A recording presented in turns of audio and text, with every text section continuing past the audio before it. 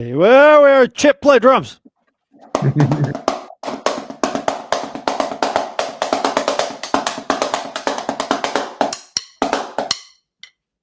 That was awesome, Chip Ritter. On the was that a practice pad or a pillow? What was that?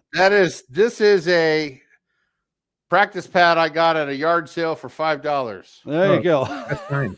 It's what I use. I just like it better than most of the other practice pads I use, to be honest with you. Yeah, I get That's it. awesome, man. That's awesome. Everybody, welcome to Drummers Education Connection. I am here with two of my good friends. I'm Bart Robley. I am here with, down in Tucson, the man playing the $5 practice pad, Chip Ritter. And then up in the Bay Area, the man that just got back from, well, he was back last week, but just did an incredible music camp, Jeremy Steinkohler. What's up? Hey, so we're going to do an extended good things. We got on a little bit early, as we always do. We get on about 9:30. Kind of if we have business to take care of or anything like that, we talk about that. We were, Jeremy and Chip were both sharing some of the stuff that they got going on, and there's some pretty cool stuff that's happening.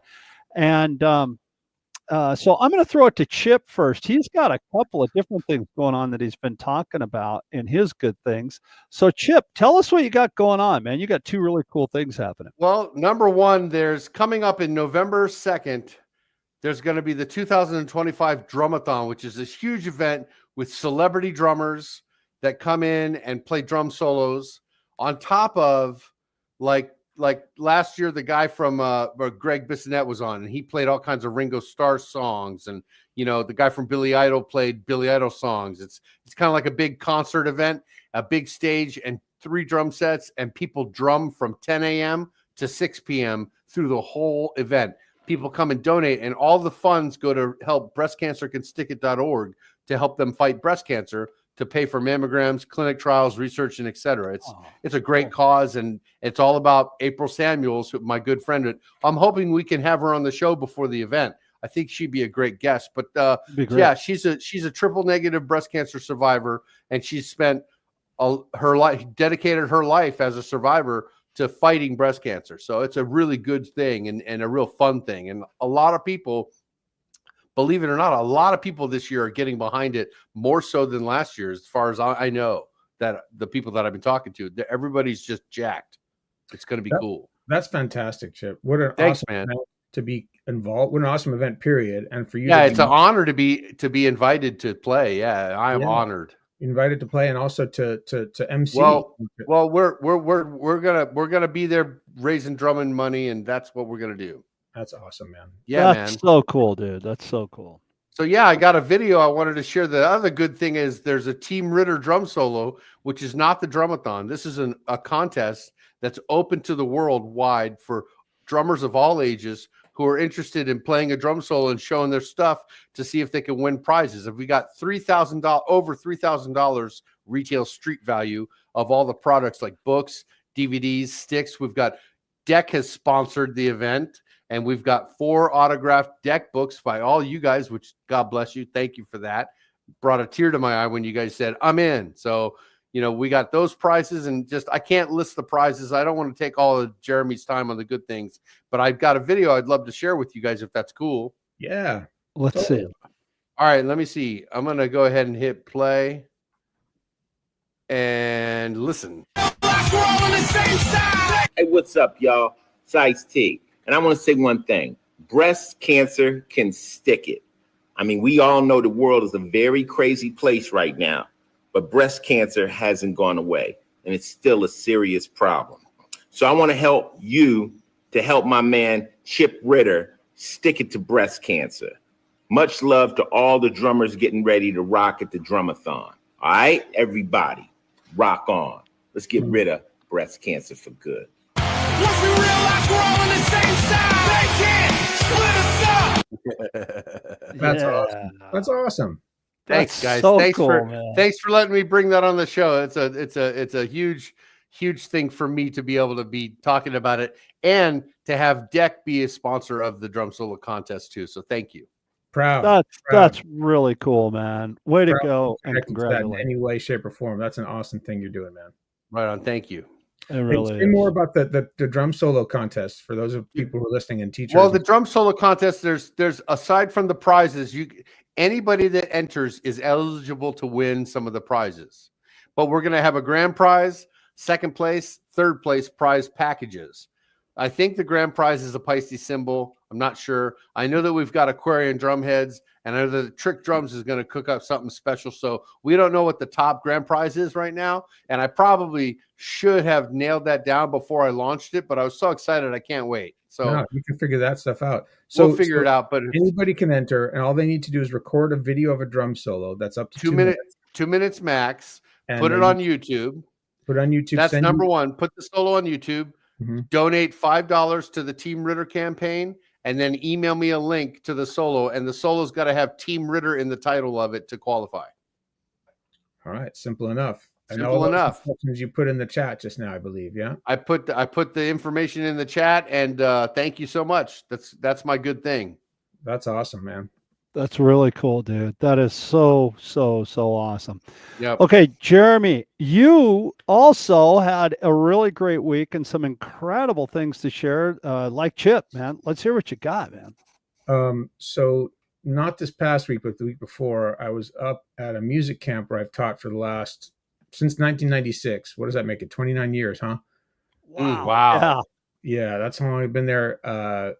And it's a performing arts family camp. So it's in the town of Cazadero, which is near Guerneville, which is in Sonoma County. It's about 2 hours north of the Bay Area, and it's in a redwood grove. And the land there is actually owned by the city of Berkeley, and they lease it to this performing arts camp organization that runs these youth music camps all summer long. And that's mostly classical. But then there's a part of what used to be part of that program and is now split off and become its own nonprofit. That's what I'm involved with, which is the family camp. And the site is spectacular. I mean, you're in these redwood trees that are like 200 feet tall, and you're just walking amongst them, hanging out, playing music at the bottom. And there's a stage, and there's they hire a chef who comes up and cooks us delicious food all week. And you stay in these tent cabins. So it's like wooden frames with canvas tents on them. And it's just performing arts all week long. So I teach the two classes that I taught this year were drum set class. It was about 10 people, and a giant Motown soul band that was about 30 people. In the past, I've also taught rock band and Irish drum and a bunch of other stuff.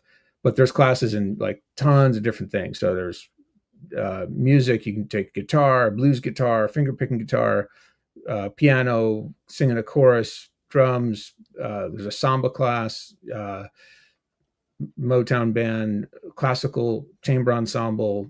There's a Afro-Caribbean band. They've had hip hop classes. There's dance classes. Wow. Modern Yeah. dance, jazz dance. They have yoga. They have art. So there's people who aren't into music. They can do painting and drawing. Gee, I wish there were choices. Little kids where they like do creek walks and like walk through the creek and find out all the critters and talk about their natural environment and stuff. It's pretty awesome.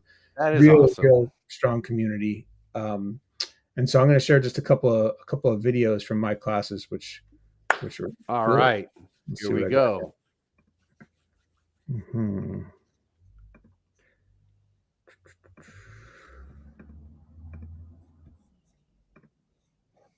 Let's try this one. Here we go.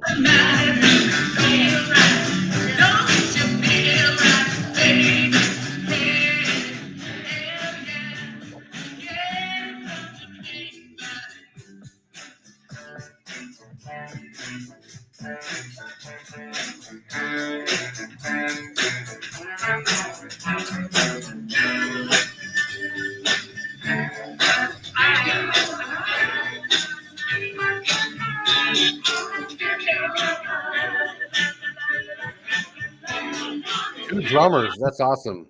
That was sort of the beginning of the week. By the end of the week, they were much more polished. I liked what I That's heard. Yeah, that sounded great, dude. Let's see.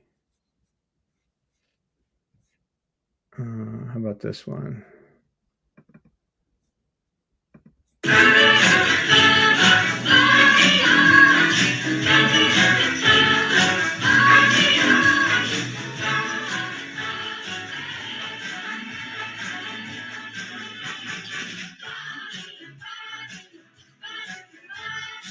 Can you guys hear me when I'm talking to? Yeah. So there's a woman in the front. Her name is Shell Jacques. She's an amazing vocalist. I played in her band a bunch of times, and she was there to help coaching the singers. That's awesome. The lady that's dancing in the front right there, Yeah. kind of off camera. Yeah, she's a vocal coach and a vocalist.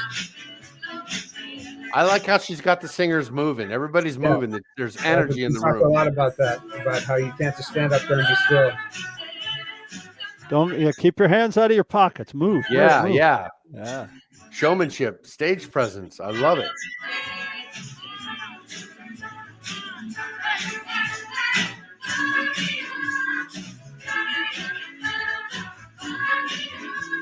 Anyway, Nice. yeah. We also did. What's this one? No, we did. You Can't Hurry Love by Diana Ross and the Supremes. Oh, nice. Here's like just a picture, just a random shot. That's a wallpaper right there. Yeah, that's just the roof of one of the buildings, and then that's the environment. So here's like you can see the trees. There's some tent cabins on one of the decks. I like it. Yeah, it's pretty spectacular. You know, the whole Redwood area up there, same in the Sequoias, it's just so beautiful, man. It's so beautiful. That's really It cool. is. It's stunning. So see if we can catch one more quick one. Shoot, where'd it go?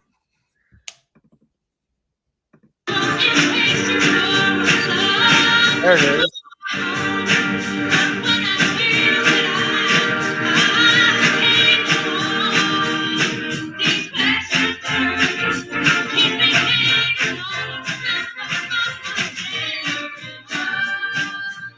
Jeremy, so you directed the band. You were like the musical director.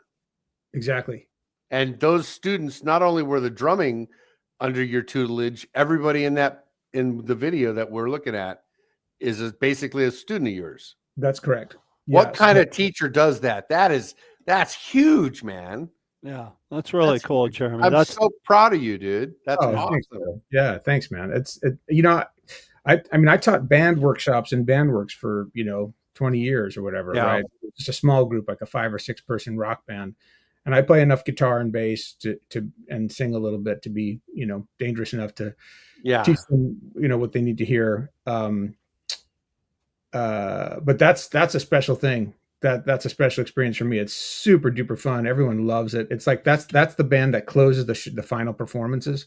So there's at the end of the week, there's all these performances where all the groups perform and show you what they've done. So there's a tap dance class, they do their thing. There's a harmonica class, and they do their thing.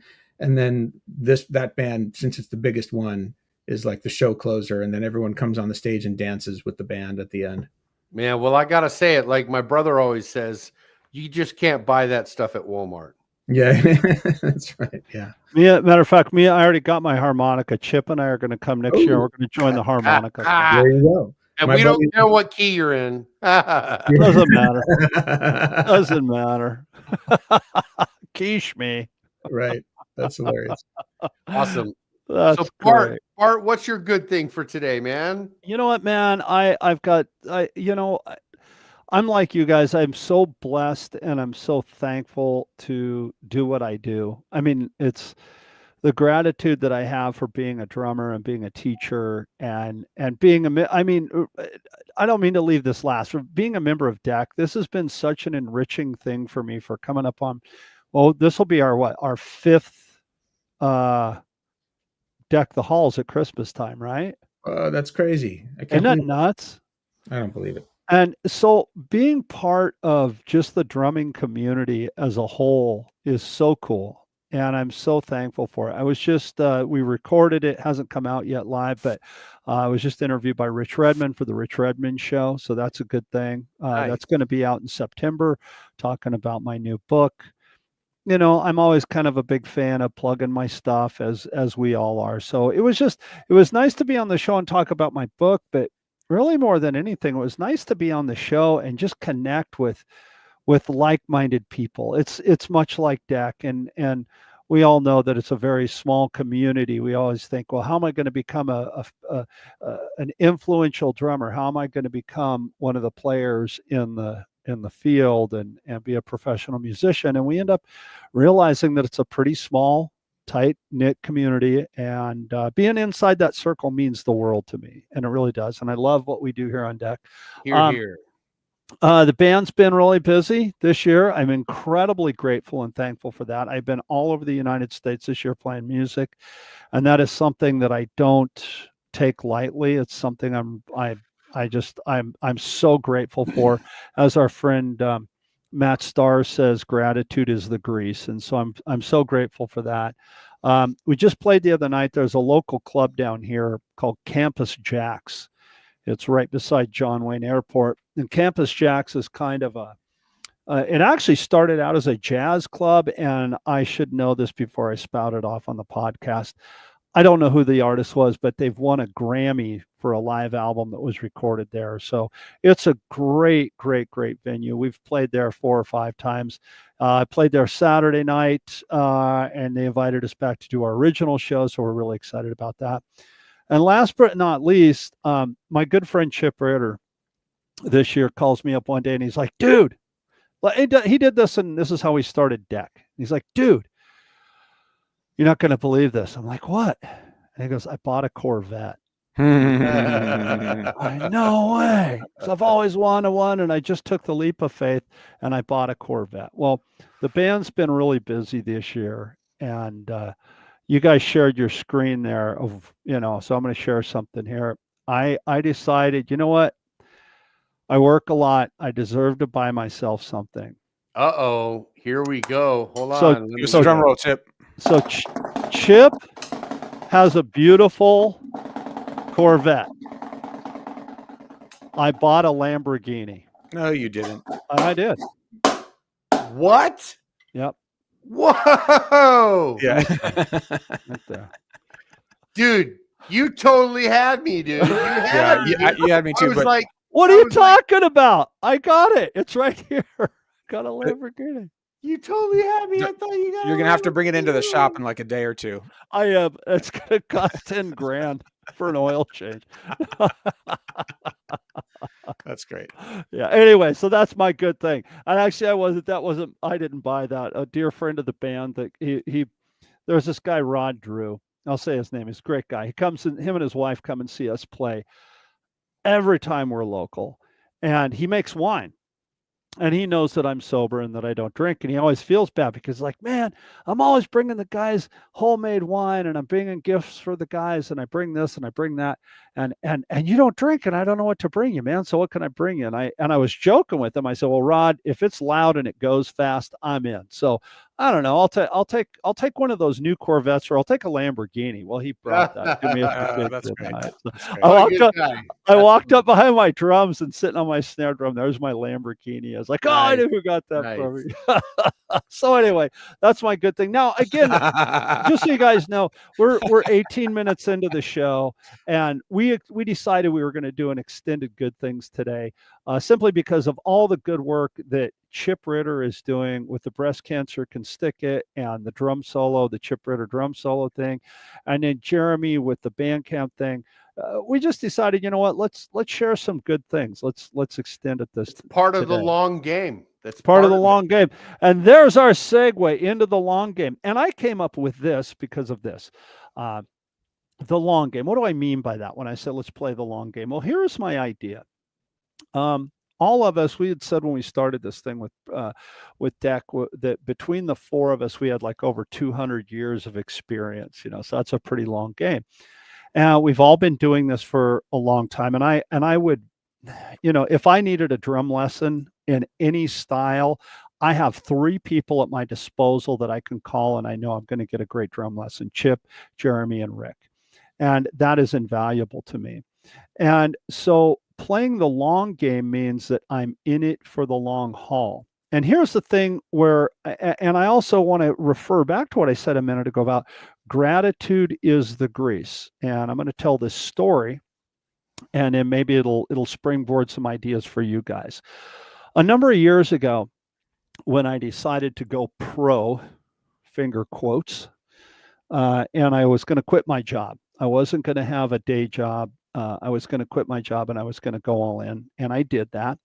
And at the time, this was I've been able to do this for 23, 24 years now. Over 20 years as a pro. I've been in Sam's band for 26 years next month. But again, being a pro, I'm like all of us. I teach, I write books, I do clinics, I do master classes, I do sessions, I do a lot of things to make a living at it. And you're not always going to have, you're going to have sometimes years where you have a slow year, or just a few months where you have a few slow months, meaning there's not a lot of gigs. Maybe student numbers are down, there's no clinics on the books. It's just kind of not a lot going on. And there's two things I think that happen. First of all, we all have to make a living. So financially, that can be incredibly challenging. But then also the mind game that we play with ourselves. We're like, oh, I'm no good. I suck. The kind of the imposter syndrome that we've talked about on the show, can kind of kick in. And so those things go on. And so anyway, a few years back, it's been quite a few years back. It was, let's say, 15 years, right? So I'm 5 years in, 6 years into my pro run, and I'm having one of those years. Like nothing was happening. My student numbers are down. I'm like, oh my gosh, what did I do? Why did I quit my job? I don't have any gigs. Why did I quit my job? I should have stayed at the company I work for. It's called Orange County Speaker. We repaired giant PA systems for bands after they got off tour, and a lot of electronic stuff. And I enjoyed it. They're a wonderful family. Gary Sunda is a legend in the music business. He is the man that owned it. He ran in the same circles as Don Randall and Leo Fender. Don Randall incidentally named the Telecaster and the Stratocaster. He's a great family, great people to work for. So I get and I'm thinking, why did I quit that job? I could have made it work. I did all those years that I worked there. So I get a call from one of the guys that I worked with. His name was Alan. And Alan calls me up. Hey, Bart, Brian and Eric, these are the sons of Gary. They want you to come in. They want to talk to you. And I'm thinking, oh, this is perfect timing, man. I need my job back. Life is sucking right now. I go, okay, yeah. What do they want to talk to me about? He goes, well, they're closing the business. And they wanted to tell you how much you meant to them and thank you for your years of service and just say hi and just let you know what's going on. I was like, oh my gosh. So I went in and talked to them and everything. And we're still friends, and they're great people. They're still around, have a company called GLS Audio. Where does this play into what I'm calling the long game? Well, I had been 5 or 6 years into being a pro at this point. So if I had stayed at Orange County Speaker, I would have had to start from there. I wouldn't have had that 5 or 6 year jump. I wouldn't have had as much know-how. I wouldn't have had as everything that I had gained knowledge-wise from just playing and teaching and doing my thing for a living. So really what I had to do is I had to realize that I had to quit having that pity party, and I had to double down on what I was doing to get more work, which I did, and it worked out really well. So I think it's being a musician is an exercise in patience. And I think it's an exercise in belief in oneself and really believing in what it is that you are doing within yourself wholeheartedly. And when you have those down months or years where things are slow, you've got to kind of really dig deep to pull something out of you that you don't even know what it is so that you can get through those hard times.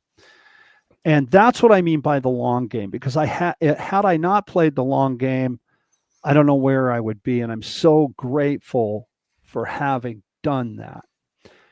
That was my thought process on the whole thing of playing the long game. So there you go. Oh, very interesting, man. That's a lot of good stuff there. Hey, I want to break in real quick and say shout out to James Harrison for watching. Shout out to Fred Rock Fisher. Thank you, everybody who's supporting the podcast. And the long game, dude. Can I go? Go. Please. All right. I'm going to go ahead and say that to me, the long game is when you look at your life and your goals from the big picture. If you've ever been on Google Earth, you can zoom out and see the Earth. You know, if you can Google Earth your life and get to that, see where the planet is and start zooming in. I look at my goals in my life, like my long-term goals for 1 year is 100,000 feet view. This is where I can see the path that I'm hoping to take, the end result of the main goal. Like, for example, a 50,000 foot view of one of my main goals is to raise $5,000 for breastcancercouldstickit.org. That's like 3 months from now. That's where the goal is. So I'm looking at that goal, and I spend time really enjoying and visualizing what it's going to feel like and the success aspect of it. And then the long game means to me that when I'm in that, I don't let myself deal with details. I don't worry about what's going to happen in the next 30 seconds. I'm planning a long range dream state of the ideal situation. And then to play that long game, you got to go down to like 500 feet, which is 1 week from now. Is there anything I can do right now that would align myself with that 100,000 feet goal? Is there something I can do, on the street? Would be 24 hours. We've got 24 hours to work with per day. And I try to live in, and this, again, it relates to how I do the long game, because what you do today will affect what happens tomorrow in tiny little changes. Like that book, a great book from James Clear's Atomic Habits. It talks about compounded interest with 1% changes in your performance for athletes and drumming and whatever. I mean, you make a small change and then you consider maybe what can you do 1% better tomorrow? And I got 24 hours. I keep it tight. I stay tight on the goal, loose on the approach. And basically every goal that I've really had that was long-term that I actually accomplished was done in that way.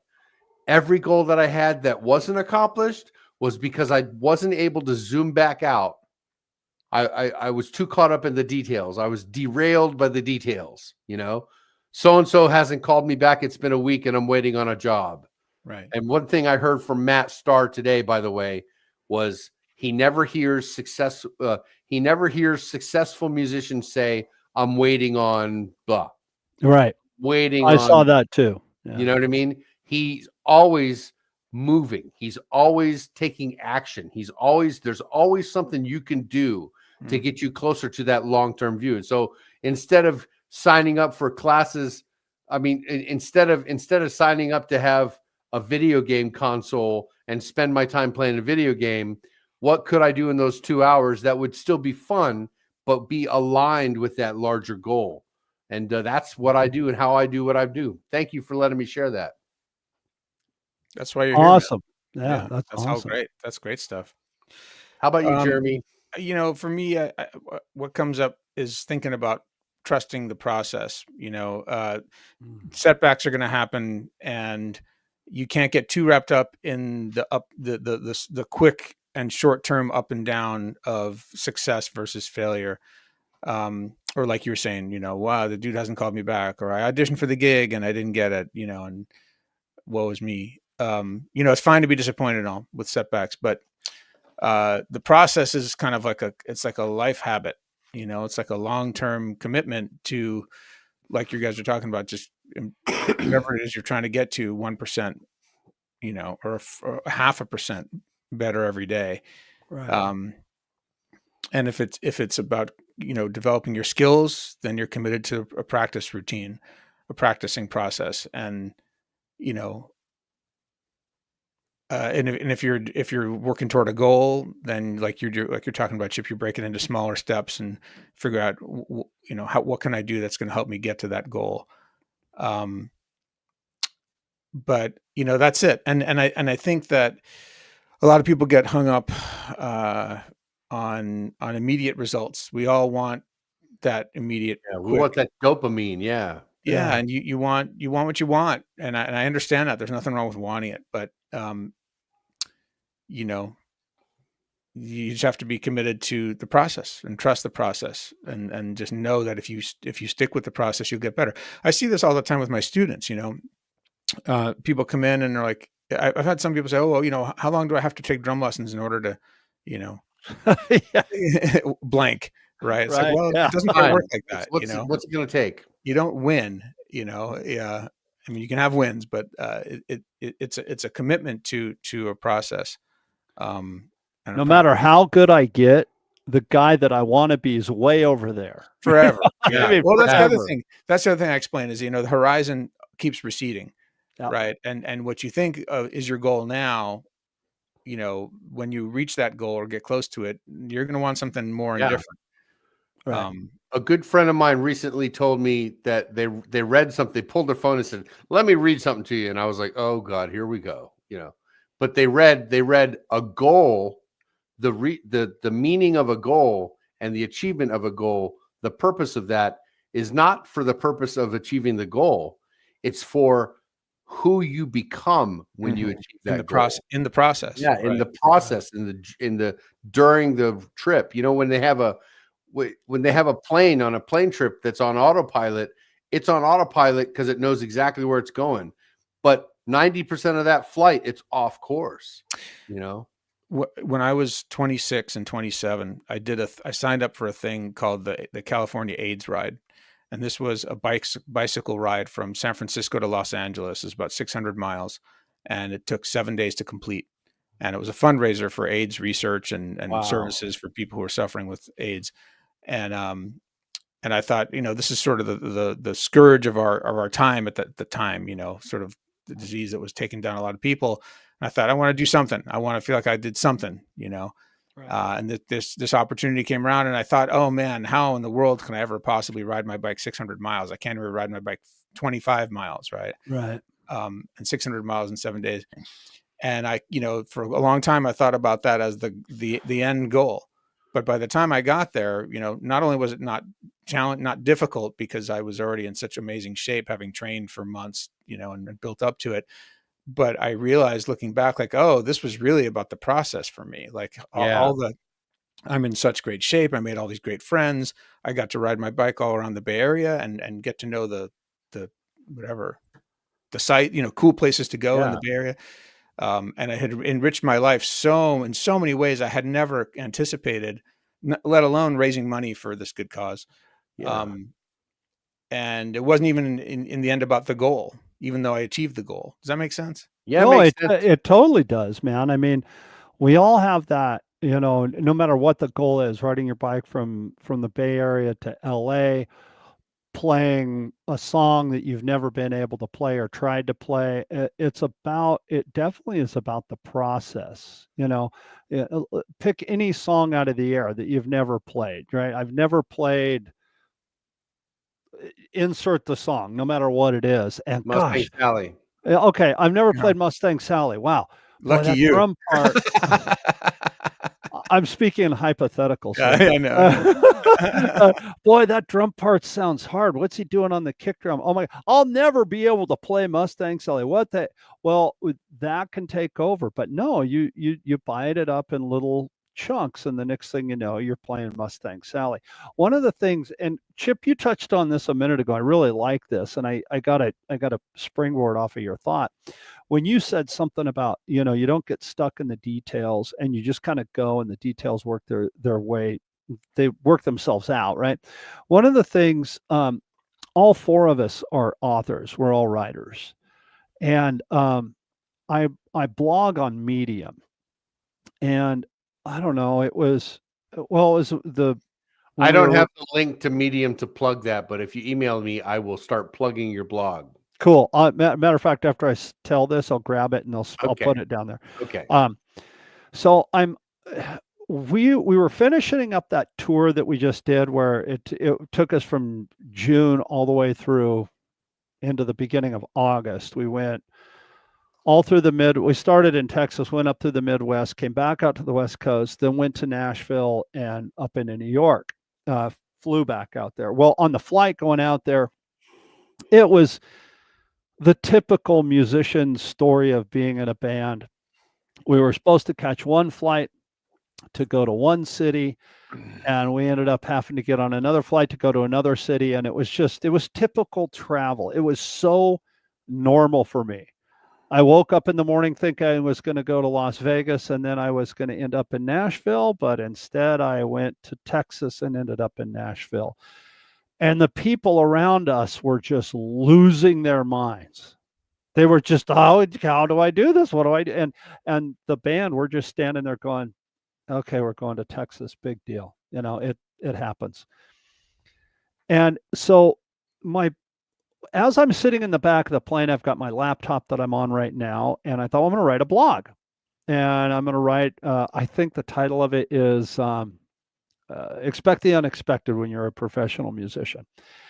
And I'm sitting in the back of the airplane, and I'm literally brain dumping. I'm just typing, just typing, all right, in this thing and typing and okay, what am I going to call it? Expect the unexpected when you're a musician. Please take your trays and backs up to the upright position because we're coming in for a landing. Save, close my laptop, put it down underneath the chair. I get to the Airbnb, I open up my laptop and I look at the story I wrote. I'm like, what the hell is this piece of crap? There was misspelled. I didn't even, the words are all mashed together. I'm like, what is this? I had to go through and I had to fix the details. I had to sort it out. I had to fix the misspelling. Pretty soon, within an hour, now I had my story. Within 2 hours, I had everything fixed. I had a picture. I had Canva art put together. Poof, it's up on Medium by the end of the day. That's a goal achieved. It's a goal achieved, and you have to start with the plan and let the details work themselves out. Yeah. Again, when I quit my job at Orange County Speaker, my goal was I'm going to be a professional musician. And I had smaller goals, obviously, set in place. I was already teaching. I'd been teaching for years and years and years, even while I worked there. I was teaching after work. I was teaching before work. I was whatever. I was already in a band. I'd already started one of my books.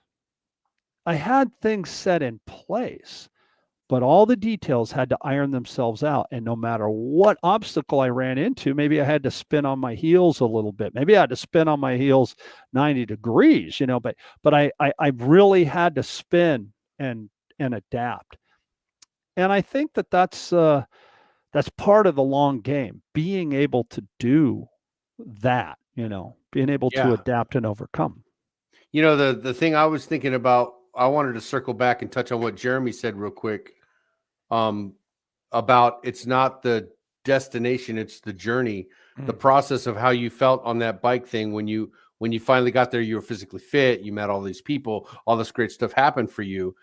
All of a sudden I flashed into my mind what this lady Abraham Hicks talked about with tennis players, that you didn't come here just to play for that trophy, did you? You came here to play the game. Yeah, we want to get the trophy, right, but we're here to play that game. We're here to play the drums. We're here to enjoy the time on the airport that we didn't get to go to Texas yet, so we could end up doing the blog, and having that experience is part of the journey. So yeah, I dig it, man. James Harrison said, learning that expectations are not yet realized experiences is how he plays the long game. I want him to say more about that. I like that. James, expand if you would. I'm not entirely clear on what you're saying there.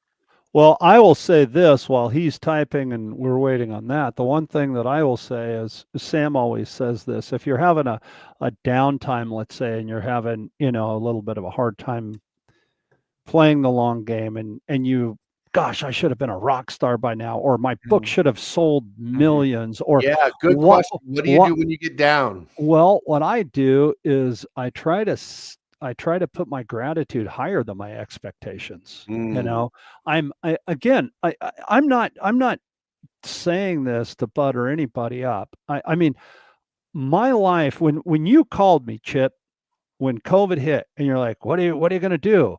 I don't know. What are you going to do? I don't know, but I want to do something. And we created DEC.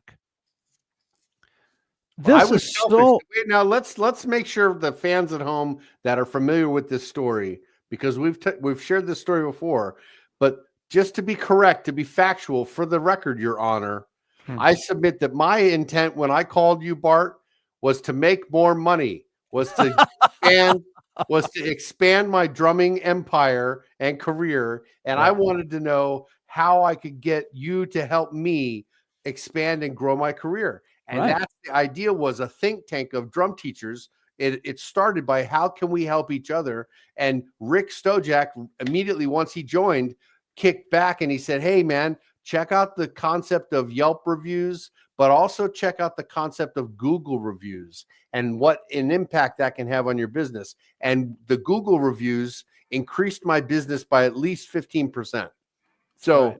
you know, I mean, I would have never have found that if it wasn't for Deck. And we can all have stories of success on that. But just for the record, it was a little bit more selfish than altruistic, to be honest. Well, yeah. Well, hey, like I always say, I love being a drummer, but at the same time, I'm not a nonprofit. I gladly take every penny that I make playing the drums. Yeah. And I'm not just being like a cockeyed optimist here either. I do. You know, if you want to buy a book from me, I'm going to sell it to you. And Deck it has opened a lot of doors for myself personally as well. We work Deck pretty well, I think, Deck Day and everything like that. But I tell you what, enjoying the process and running with it. I have a fantastic memory of sitting with Tien and Jeremy at a restaurant in Indiana after PASIC, having a really nice, I think it was Chinese dinner at this restaurant that I never would have had Deck not been born. Mhm. And that's all due to that phone call that you made, Chip. So yeah, of course. I'm right there I with would you. have but never man, have been prepared for the New Orleans gig with Mr. Boogie Woogie had I not gotten a lesson from Jeremy right. that was instantly, you know, I only used it on one of the main songs, but that one main song came through for me. And I had that experience of the band leader turning back and going, yeah, you know what I mean? Like, and that was a direct result of Jeremy Steinkohler. So That's awesome. no, it's true, man. It's true. And that's all, and that is all part of the long game, and that's all part of loving and trusting the process, I think. That's a good point, Bart. Good stuff. Circling back to what you do when you're feeling down and you know, oh, I should have been here by now and I'm not. You know, I think it's helpful to we've talked about this before, not to spend too much time on social media feeling miserable about yourself and comparing yourself to all the great achievements that everybody else appears to be having. Wait, you mean that's fake? I'm not saying it's fake, but you know, it's what we want to show, right? And you don't always get to see all the dark underbelly of what people deal with with or without their successes. And it's, you know, in the end, it's not about what anybody else is experiencing. It's about what you're experiencing. And it doesn't help you to compare and compete in your mind. So, you know, I find that sometimes taking a break and doing something else. That is just sort of good for me. Like, you know, getting more sleep, or getting some exercise, you know, that can actually help with those feelings of, you know, whatever. Well, I'm not where I should be. I'm not at, you know. I recently had that feeling in my career. I got a message from one of the super famous rock stars that I met because of the NAMM show. And he's checking in and saying, hey, Chip, how you doing? Replying to a message I had sent him maybe 3 months ago because the guy's on tour and he's super busy. Mm. But just because he sent me that message, for some reason, the old part of my ego that was fearful about, you know, how if I'm ever going to make it, I'm never going to be on a bus. I'm never going to play I'm never going to play Madison Square Garden, and I won't be on the cover Modern Drummer, all this other negative stuff. Right. That feeling of self-loathing or just depressing feeling came over me, thinking about how successful this guy was. And I was doing exactly what you were saying, Jeremy. I was comparing my current situation with his current situation. And what I forgot was, you know, there was I don't know if you've seen that meme. You might have, where it shows an iceberg and you can see the water level and you can see underneath the iceberg. Right. And the top is like the results that you're seeing. Right. And then below is just the immense body of work that takes to even get there, to hold that thing up. And it was like comparing my insides to his outsides. Right. And that's the mistake I think we make. Staying on social media, is that bad? No.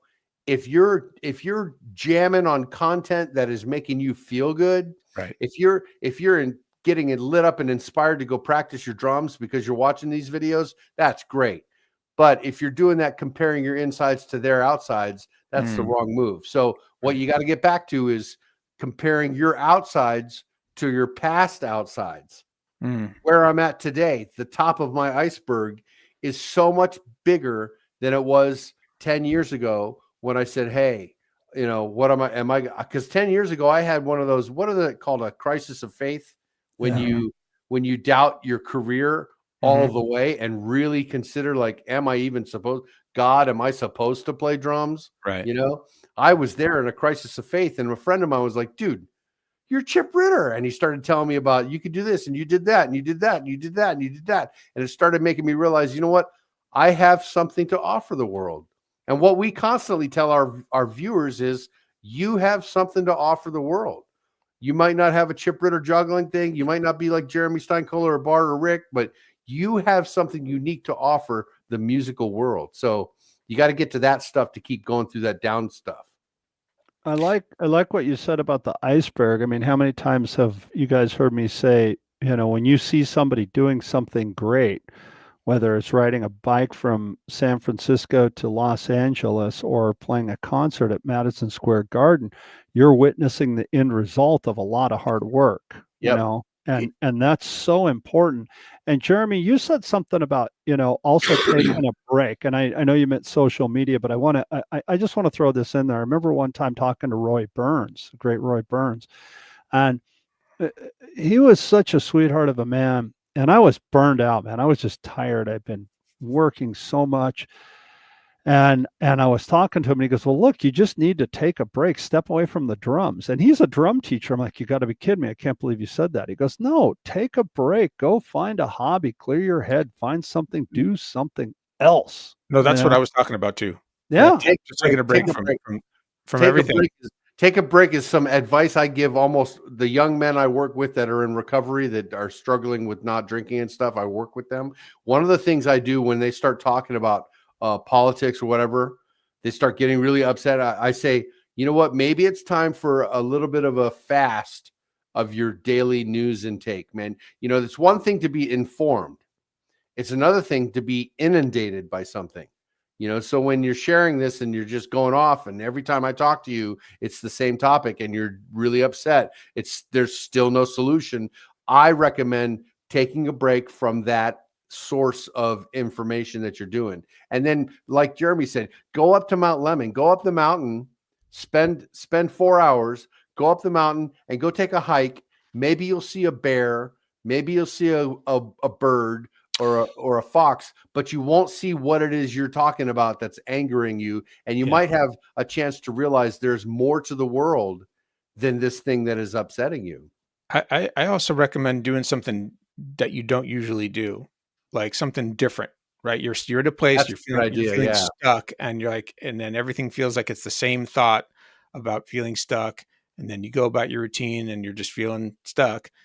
Do something that you've never done before. Yeah. Go to a restaurant you've never been to before. Take a different route of walking to work or riding to work than you've never done. Just little things that just something different.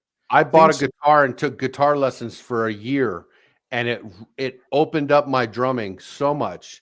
Right. Just because I started to suck at something new, and it was where do you put your finger? And that time spent, every second spent doing that new action was rewarding. So I agree with you. When I was at the music camp, you know, I had a free period. So I went up and hung out at my friend's blues guitar class that he was teaching. And I just, you know, got back to playing some guitar, learned some new things. And that made my day. Hey, James Harrison came in with, we often have high expectations. Expecting is an internal thought of our own based on what we achieve or hope to. Once we experience a situation, gig, audition, tour, etc., we have then learned or experienced something that often is in line with, but mostly not exactly with our expectations. So expectations are sometimes not yet realized experiences that often shaped our expectations moving forward.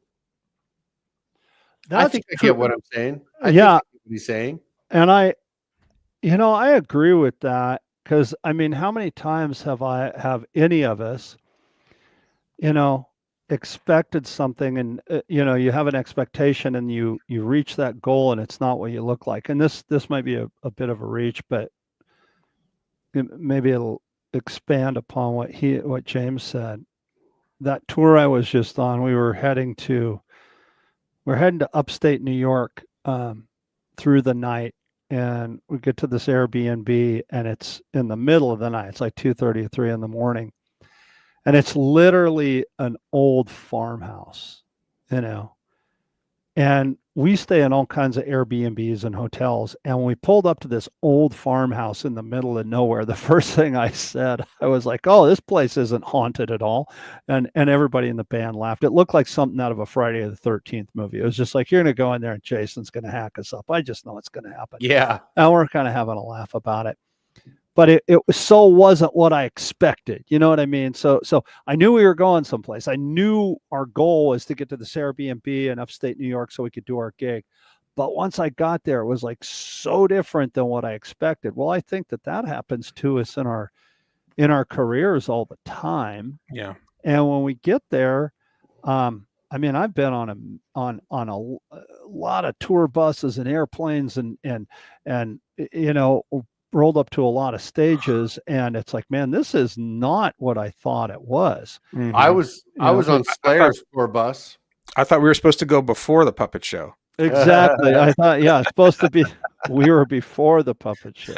I was on Slayer's tour bus, and I got to sit there and talk to Kerry King, and they had a Prevost, which is the Lamborghini of tour buses, you know, and the back room was this circular couch with a chandelier in it with red velvet. All it was super spooky, man. Slayer doesn't mess around when it comes to touring. Right on. So playing the long game. I think that all of these things that we're talking about, to wrap it up in a nutshell, your experiences when they don't, you know, they are not what you expected them to be, whether it be the Airbnb or the travel and the way in which you travel, or what the destination looked like, or what the stage looks like when you get to the venue, or the PA system, whatever it is, you have to learn to get past what your expectations are so that you can play the long game, I think. Because the long game is about setting short-term goals. And once you get in there and you start playing, following through with it.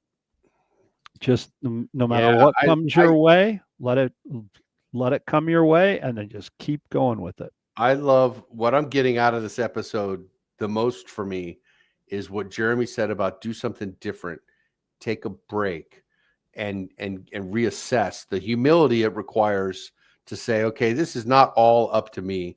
There could be a divine plan, some kind of beyond me universal spirit of the universe running things. And it's not all about this one thing. Taking a break and realizing that. And it makes me think of what a great topic for a show, how to go up when you get down. You know what I mean? Like what's the proper use of the long game? How do you really get into there and get yourself up and take care of yourself? I like that. Right. Great stuff, you guys. Yeah. Always a great conversation.